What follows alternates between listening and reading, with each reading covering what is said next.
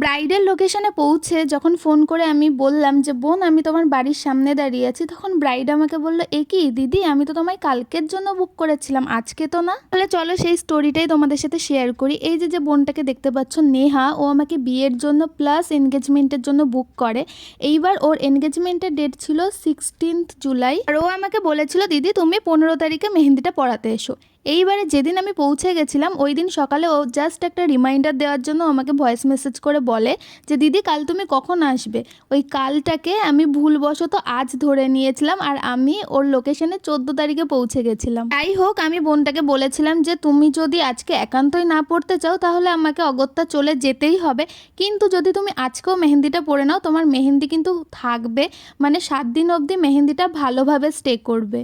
তারপর বোন রাজিও হয়ে যায় আর আমাকে বলে কোনো অসুবিধে নেই দিদি, আমি আজকে ফাঁকাই আছি, তুমি আজকেই আমাকে মেহেন্দি পরিয়ে দাও।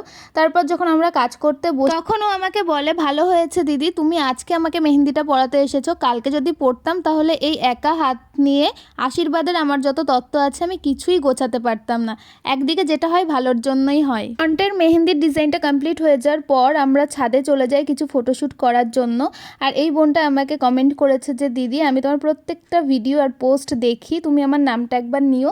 তো বৃষ্টি, থ্যাংক ইউ সো মাচ আমার কাজগুলোকে এতটা ভালোবাসা দেওয়ার জন্য, এইভাবেই পাশে থেকো। মেহেন্দির ডিজাইনটা তোমাদের কেমন লাগছে এটা কিন্তু আমাকে জানাতে ভুলো না। আর ফ্রন্টের সাইডটা কমপ্লিট হয়ে যাওয়ার পর কাকিমা দিয়ে গেছিলো এতগুলো খাবার, যেগুলো আমি এত কিছু খেতে পারিনি। তারপরে ব্যাক হ্যান্ডের মেহেন্দির ডিজাইনটা করে নিয়েছিলাম। চলো শুনে নিই ওর মুখ থেকে ওর কীরকম লাগলো।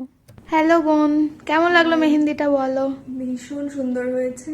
ফাস্ট হয়েছে, একদম খুব ফাস্ট হয়েছে। আমি মানে এক্সপেক্টই করিনি যে এত তাড়াতাড়ি হয়ে যাবে। যেরকমটা চেয়েছিলে সেটা কি হয়েছে? সেটা তার থেকেও ভালো হয়েছে আরো। Thank you. ডিজাইনই খুব সুন্দর হয়েছে। বিয়েতে আবার অন্যরকম হবে। একদম একদম একদম, তখন তো ঠিক আছে, টাটা টাটা করে।